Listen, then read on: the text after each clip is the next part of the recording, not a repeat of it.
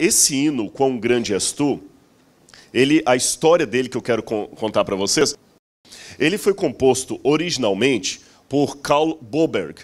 Mas composto de que maneira?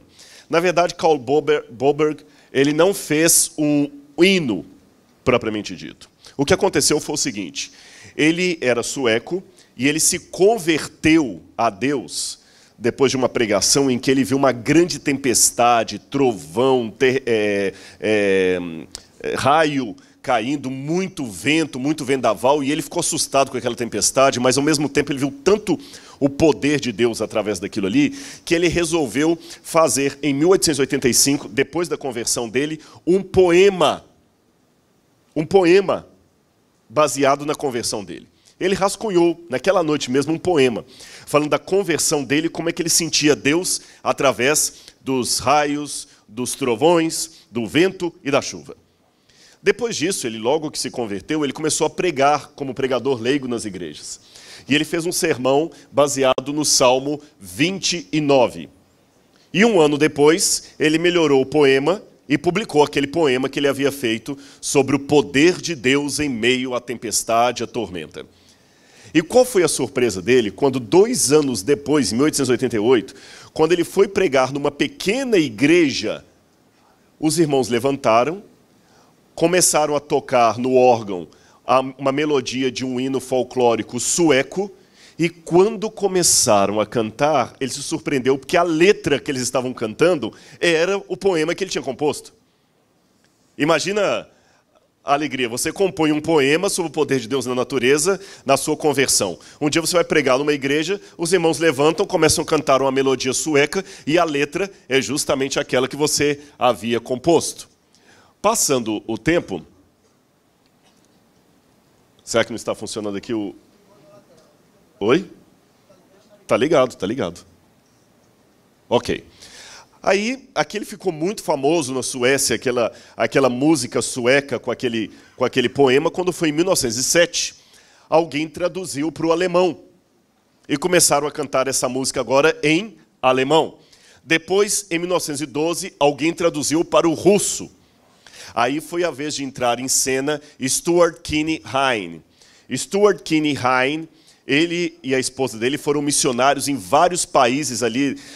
Na época ainda era antes da União Soviética ali, era os czar, o império do czarismo. E eles começaram a pregar e eles não sabiam muito falar russo.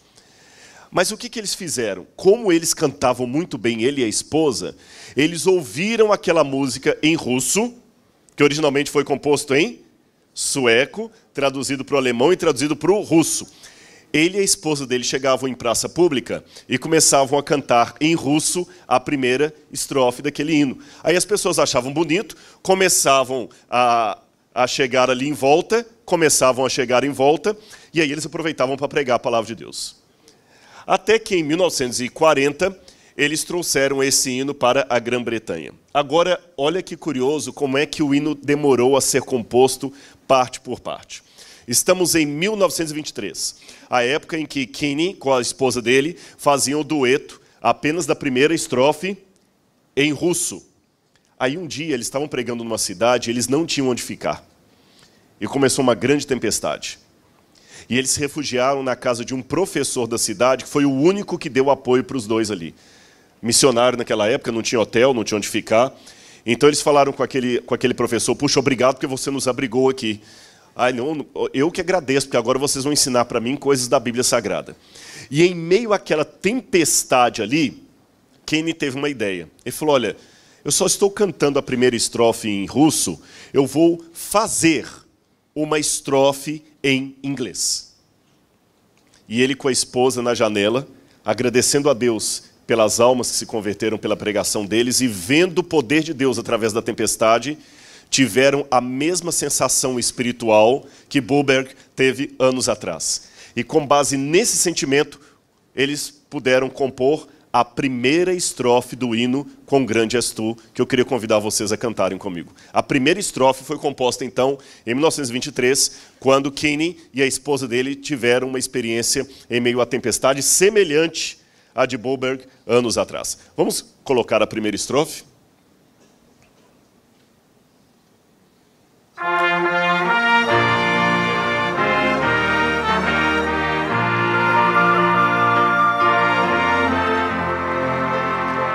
Como há várias letras no cantor cristão, na harpa cristã, nós vamos pegar uma letra aqui para ficar uniformizado. Imagine agora Kenny e a esposa dele vendo a tempestade e tendo a mesma sensação de Boberg.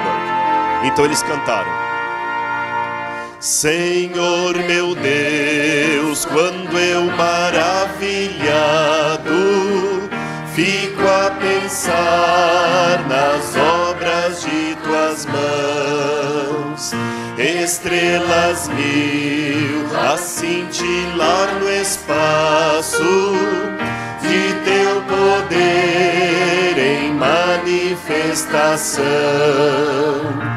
Então minha alma canta-te, Senhor, quão grande és tu, quão grande és tu. Então minha alma canta-te, Senhor, quão grande és tu, quão grande és tu. Vamos interromper. Aí o que acontece? Pode minimizar o quadro aqui. Em 1931, Kenny e a esposa dele estavam preparando vários jovens para a missão. E eles treinavam e os jovens iam com eles de cidade em cidade pregando. E quando eles passavam por umas fronteiras da Polônia, os jovens naquela época dormiam em barracas ou tendas no meio da floresta. De uma cidade para outra, iam a pé, às vezes no lombo de animais, pregando a palavra de Deus. Não dava para pagar dinheiro de ferrovia para todo mundo. Mas ele notava com a esposa dele o ânimo daqueles jovens para pregar a palavra de Deus. Dormindo em colchão, em saco de dormir, no meio do mato, mesmo como se fosse um acampamento.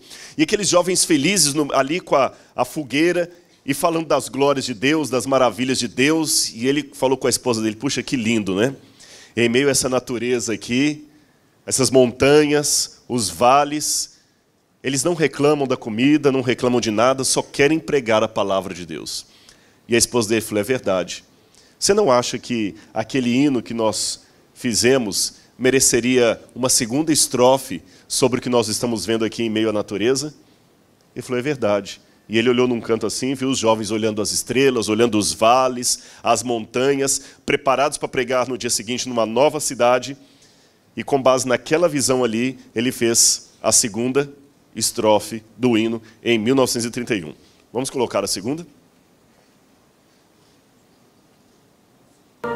Se ao Caminhar por campos e florestas, escuto as aves belas a cantar, se estendo o olhar do alto da montanha, e a fonte alegre eu ouço a murmurar. Então minha alma canta-te, Senhor, quão grande és tu, quão grande és tu. Então minha alma canta-te, Senhor, quão grande és tu.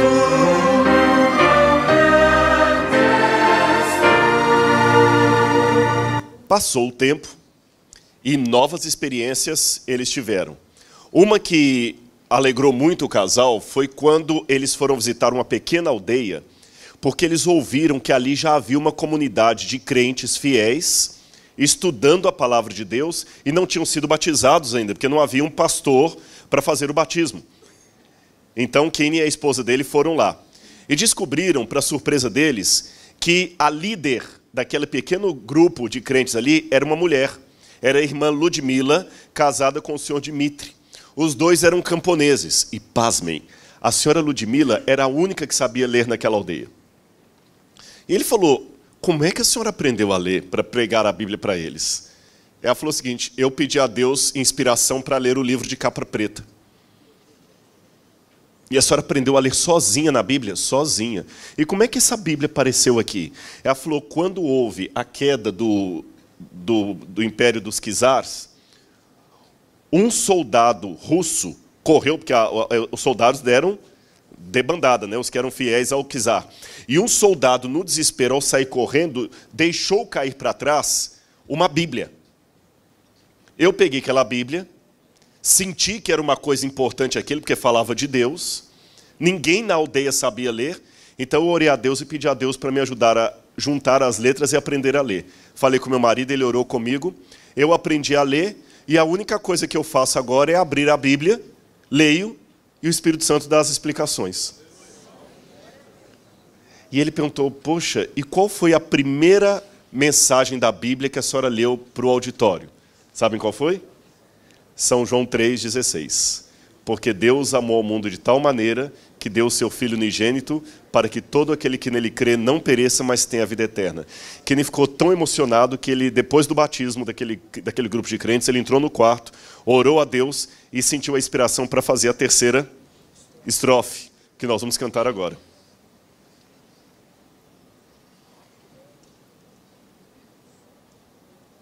Penso então que sem poupar teu filho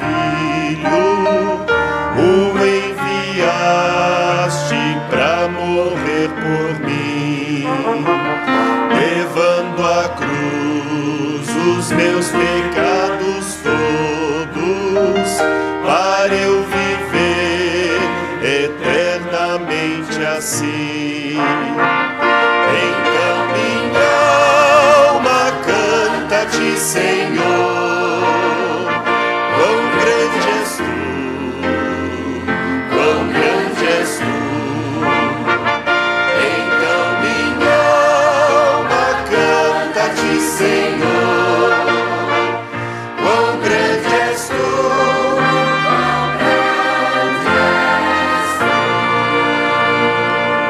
Os anos continuaram passando e Kenny e sua esposa se aposentaram das missões. Se aposentaram, mas isso não significa que deixaram de continuar pregando. Eles voltaram para Londres e agora já estávamos no período pós-guerra, 1948. E vocês sabem que com o fim da Segunda Guerra Mundial, o mundo foi dividido em dois eixos: os países comunistas e os capitalistas. E muitos poloneses, pessoas da antiga União, do antigo leste europeu, que agora faziam parte da União Soviética, mesmo algumas pessoas do leste, da parte norte oriental da Alemanha, ficavam na Inglaterra, como refugiados.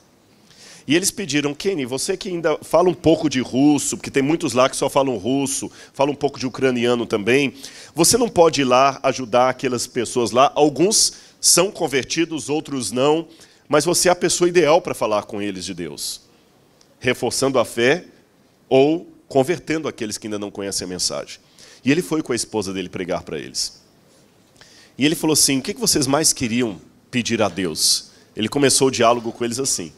Um levantou e falou assim, o que a gente mais queria, voltar para casa. Estamos aqui em Londres, no Reino Unido, mas sabe, a língua não é a nossa. A comida não é a nossa, o tempero não é o nosso, a música não é nossa. Nós estamos querendo voltar para casa. Só isso. Se Jesus viesse agora, a gente pediria para nos levar para casa. Então ele aproveitou aquele sentimento para pregar para eles a questão da volta de Cristo e quando ele vai nos levar ao lar. E já idoso, depois de tudo isso, ele compôs então a última estrofe do hino em 1948, que é a que nós vamos cantar agora. Que ao ver Jesus em resplendor e glória, para levar-me ao lar dos filhos seus, mostrar-me-ei em gratidão infinita e exclamarei, quão grande és tu, meu Deus. Então minha alma canta-te, Senhor,